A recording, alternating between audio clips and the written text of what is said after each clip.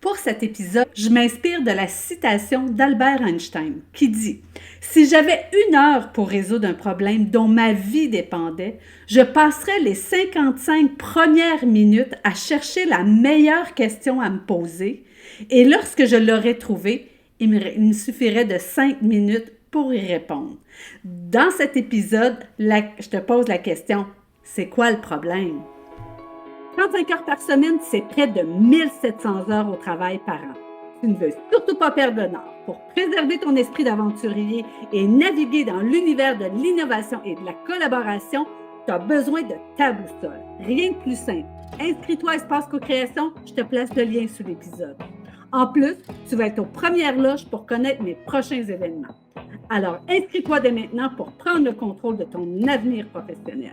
Je suis Nathalie Fortin, co-créatrice de changement et je t'accompagne dans cette aventure palpitante. Alors, salut les aventuriers, bienvenue dans ce 2e épisode de la saison 2, donc où on aborde la notion de problème. D'ailleurs, je voudrais te faire part de mon prochain événement qui va être le 22 mai, où je vais te présenter ma collègue Rosa, qui est vraiment un outil, c'est un outil de travail pour vraiment bien déposer le problème.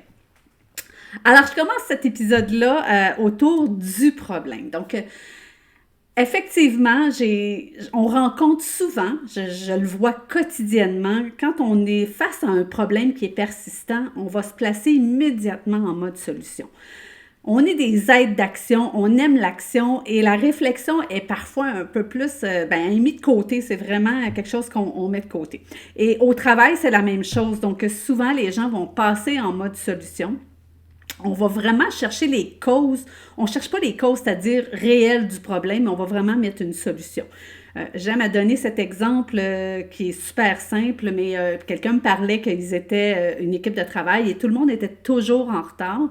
Donc, ce qu'ils ont fait, ils ont dit, à partir de maintenant, on va mettre $1 chacun à chaque fois qu'on est en retard. Conclusion à cette histoire-là, le pot d'argent montait. Il était réinvesti pour l'équipe. Par contre, on n'a jamais réglé le vrai problème qui fait que les gens étaient toujours en retard et que ça créait des irritants pour ceux qui attendaient, etc.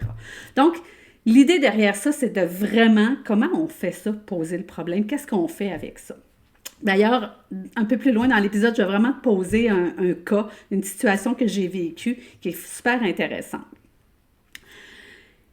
Quand je dis qu'on est des gens d'action, je le lisais encore dans la littérature dans un livre qui s'appelle « Les problèmes organisationnels » et qui disait vraiment, une des introductions qui m'a frappée, c'est qu'encore aujourd'hui, la prise de décision pour résoudre les problèmes organisationnels complexes privilégie plutôt l'action que la compréhension.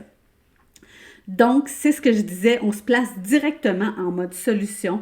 On ne prend pas le temps d'asseoir le problème, d'aller chercher les racines du problème. Donc, on se place en mode solution. Donc, l'exemple tantôt que je te donnais des employés qui étaient toujours en retard dans une rencontre. Autre chose que je vois souvent en ce moment, des équipes qui sont submergées par le travail. Et là, tout de suite, on dit, on va engager une personne. C'est la première solution qui arrive dans la majorité des situations que je vois et que je vis quand je vais dans les organisations, c'est on va engager quelqu'un pour faire les communications, pour faire la réception, il y a toujours, on va engager quelqu'un. Par contre, tu leur parles quelques temps plus tard parce qu'ils ont décidé d'aller dans cette direction-là. Ils n'ont pas réglé le problème, même ça l'a comme parfois complexifié. Donc, c'est là où je dis toujours, il faut vraiment prendre le temps d'asseoir le problème pour aller vers de réelles solutions. Donc, c'est escamoter, c'est passer rapidement, c'est j'ai un problème, j'ai la solution, on met ça en place et on continue. Par contre, on voit qu'il n'y a rien qui se règle. Tu le sais, je le dis à travers l'ensemble de mes épisodes, moi je suis quelqu'un qui travaille beaucoup avec la créativité, le jeu et tout ça. L'étape fondamentale en créativité, c'est vraiment d'asseoir le problème ou, ce que j'aime dire, faire l'état des lieux. Donc, quand je regarde une situation, quand on m'interpelle, et je te dirais plus de 90% des fois où on m'appelle avec une solution. Donc, les gens m'interpellent en me disant, voici ma situation problématique, voici ce que je veux qu'il soit mis en place. Par contre, moi de mon côté qui travaille toujours avec la créativité, c'est vraiment d'essayer d'aller clarifier ce problème-là. Donc, l'idée, c'est vraiment de se dire, ben, il y a un problème, il y a une situation qui est difficile. Donc, comment on la met dans son contexte, dans sa situation pour bien démêler, ce que j'aime à dire, les spaghettis. Donc, tu sais, quand les spaghettis sont cuits, tout est entremêlé. Moi, j'aime à dire, on va les remettre droit pour voir, ben, il est où le réel problème. Et quand le problème est vraiment défini, quand on le contextualise et quand on l'explique aux gens, c'est fascinant de voir comment les idées émergent de tous les côtés. Donc ça, c'est vraiment l'étape que j'aime beaucoup faire. Par contre, ça demande énormément de temps, je ne le cache pas. Principalement parce que je viens de l'extérieur de l'organisation. Donc, moi, c'est sûr que ça me demande un petit peu plus de défis. Donc, il faut que j'aille lire l'organisation. Je vais poser des questions pour vraiment comprendre l'organisation. Par contre, je dirais que c'est la force d'avoir quelqu'un qui ne comprend pas ton organisation, c'est-à-dire d'avoir quelqu'un qui va te poser les questions, mais quand tu me dis ça, je ne comprends pas ou je comprends ça, est-ce que c'est la bonne chose? Bref, c'est vraiment cette phase-là qui est super intéressante pour bien comprendre le problème. Et souvent, quand je suis avec un client, ben là, ils font comme, OK, c'est intéressant de le voir sous cet angle-là ou de cette approche-là. Je te le disais en début d'épisode, je vais vraiment y aller avec une mise en situation que j'ai vécue dans les débuts de mon entreprise. Donc, comme je te disais, moi, je travaille beaucoup avec la créativité. Je me souviens d'avoir eu une discussion avec une gestionnaire qui, elle, avait une petite entreprise. Donc, et elle était en expansion. Pour vivre cette expansion-là, elle a décidé que ses employés allaient maintenant être des gestionnaires de projet et qu'ils auraient à prendre des décisions. Donc, c'est ce qu'elle a installé, donc un nouvel organigramme. Elle a pris le temps de faire un nouvel organigramme en disant, mais voici ce que je veux, ce que je souhaite et comment je veux que vous travaillez. Comme ses employés, c'est ce qu'elle me dit, comme ses employés ne comprenaient rien, elle engage une firme et là, ils ont fait vraiment le descriptif de poste. Donc, vraiment, telle personne, elle a tel descriptif de poste, elle va faire telle tâche aussi qui est reliée à l'organisation. Donc, a pris le temps de vraiment tout bien faire ça.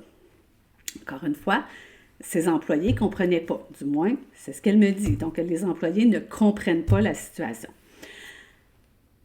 Moi, de lui poser la question, est-ce que tu as pris le temps d'aller t'asseoir avec eux, avec chacun, tu sais, je me doute que tu l'as fait, là, aller t'asseoir avec chacun d'eux pour le descriptif de poste. Oui, j'ai pris le temps, mais ils ne comprennent pas, c'est toujours la même situation. Derrière tout ça, la gestionnaire en question, ce qu'elle souhaitait, c'était de dégager du temps. Et ce qu'elle me disait, c'est qu'elle mettait beaucoup trop de temps à toute cette gestion quotidienne-là, ce qui fait qu'elle n'était pas capable d'aller en développement des affaires. Et le fait qu'elle avait 4 ou 5 personnes. Le fait qu'elle avait 5 personnes, bien, ça lui exigeait beaucoup de temps dans la journée d'aller répondre à tous ces questionnements-là. Elle trouvait que ces gens ne prenaient pas assez de leadership, pas assez de décisions, puis ce qu'elle voulait, c'est qu'ils soient autonomes dans tout ça. Donc, comme je te disais, pour ma part, ben, je lui ai fait une offre de service en disant, ben voici la situation telle que je la comprends. Et j'aime à dire toujours quand je dépose quelque chose, c'est la situation telle que moi je la comprends, telle que je l'ai perçue. Et l'objectif de ce projet-là était de libérer du temps au gestionnaire. D'ailleurs, le titre de mon accompagnement que le gestionnaire avait choisi, je répète, c'était de libérer le gestionnaire. Donc, pour aller récupérer du temps et aller en mode développement pour son organisation. Donc, en assoyant le problème, donc l'idée derrière tout ça, c'était de définir le cadre dans lequel les employés, on voulait qu'ils travaillent. Donc, on veut qu'ils développent leur autonomie, mais dans quel cadre on veut qu'ils le travaillent, qu'ils le fassent. Comment on veut au quotidien, comment la gestionnaire veut que ces gens-là prennent des décisions et qu'ils l'informent de ces décisions-là. Donc, moi, c'était l'idée que j'avais derrière ça, de placer ce cadre-là, mais on va le faire de façon collective. Donc, la façon dont j'ai procédé pour cette situation-là, c'est que je suis allée avec la méthode de co-développement. Donc, on a assis le défi qui était devant nous, c'est-à-dire de définir ce cadre-là dans lequel les équipes, les gestionnaires de projet allaient travailler pour pouvoir libérer le gestionnaire. Donc, en mode de co-développement, je ne sais pas si tu connais cette méthode-là, mais c'est vraiment la notion de coach-coaché. Et dans ce cas-ci, bien, il y avait la situation problématique au milieu de la table qui était libérer le gestionnaire. Donc, le fait d'y aller avec le co-développement, moi, ça m'a permis d'aller comprendre comment les employés percevaient la situation, donc d'élargir pour moi le problème Je les aidais aussi à bien formuler. Donc, on le sait, des fois, il y a des situations on n'aime pas trop le dire, donc on l'amenait. Et moi, j'ai aidé à reformuler. Ben, si tu le dis de cette façon-là, qu'est-ce que tu en penses? Moi, je trouve que ça répond à ce qu'on veut aller voir, et etc. Donc, après ça, on le déposait de façon collective autour de la table. Et quand le dossier était clos, quand on avait fini le processus de co-développement, bien, on regardait maintenant le gestionnaire. Ça aurait été quoi mes besoins et mes attentes par rapport... Donc, on prend la position du gestionnaire, je me reprends. On prend la position du gestionnaire qui, lui, dit, ben moi, comment j'aurais aimé que mon employé revienne? Et là, il y avait une discussion de dire, ouais, mais moi, si je fais ça, et là, on a été capable de vraiment redéfinir, ben voici comment les employés doivent travailler, comment ils doivent faire le suivi et quand ils doivent aller vers le gestionnaire. Évidemment, après toutes ces étapes-là, parce qu'il y a eu 5 rencontres, donc 5 employés, 5 rencontres, où on a déposé chacun les défis de chacun et où on est allé définir bien, comment le gestionnaire veut qu'on travaille et comment nous, on veut travailler. Puis là, on allait vers les besoins et les attentes des uns des autres. Donc, l'idée derrière tout ça, c'est que le gestionnaire, en fait, il y avait des impacts financiers de chacun de ces projets-là. Et c'est ce qui amenait un irritant pour lui, pour elle, c'est-à-dire, et qui l'amenait à vouloir savoir ce qui se passait sur le terrain. Et quand, au fil du temps, ce qu'on a appris, c'est que quand les employés prenaient des décisions, bien, ça amenait de la tension auprès du gestionnaire parce qu'il y avait vraiment un aspect financier. Donc, c'est là où on a défini, mais comment on travaille cet aspect financier-là qui, en ce moment, est le plus grand irritant pour tout le monde. Bref, tu comprends un peu l'idée. Donc, on est vraiment allé asseoir le problème. Oui, j'avais pris le temps de l'asseoir avec le gestionnaire. Après ça, j'ai pris le temps avec chacun des employés de parler de leurs défis qu'ils voulaient mettre sur la table. Et à travers ça, je disais, le problème derrière tout ça, c'est ça, ça, ça, ça. Donc, ce qu'on a amené collectivement pour ensuite de ça aller définir le grand cadre du problème pour ensuite trouver les solutions à mettre en place. Évidemment, quand on trouve les solutions, là, tu connais l'idée derrière ça, c'est d'en faire le suivi et d'évaluer continuellement. Donc, on est-tu correct? On est-tu sur la bonne route? Est-ce qu'on doit encore ajuster quelque chose? C'est vraiment la meilleure façon de résoudre un problème. Si j'avais une conclusion à tout ça à faire, donc le 55 minutes que prendrait Einstein pour résoudre ou pour définir la meilleure question, pour moi, c'est vraiment d'aller asseoir le problème et de le regarder dans son ensemble. Et quand je dis dans son ensemble, il y a une situation problématique, mais cette situation problématique-là est dans une organisation et comment fonctionne l'organisation pour aller voir l'ensemble des spaghettis qui interviennent dans cette problématique-là. D'ailleurs, c'est l'atelier que je vais faire le 20 mai, donc avec Rosa, qui est ma fille des relations, ma fille des relationnels. En fait, dans les faits, Rosa, c'est un outil de travail. Je l'ai mis en personnage pour que ce soit plus facile à retenir. Ce qui est intéressant avec Rosa, c'est que chacun a le même outil, le même référent, donc pour aller vraiment asseoir le problème. Donc, je t'invite le 22 mai. Si tu n'es pas inscrit à Espace Co-Création, n'hésite pas et inscris-toi. Tu vas avoir ta charte d'aventurier, donc qui nous donne cet esprit créatif derrière tout ça et toujours en mode positif. Et avec Rosa, tu vas pouvoir aller plus loin pour définir le problème. Mais si tu as quelque chose à retenir de cet épisode-là, ce que j'aimerais que tu retiennes, c'est vraiment prendre le temps d'asseoir le problème, de regarder la situation, mais dans son contexte dans lequel tout ça évolue.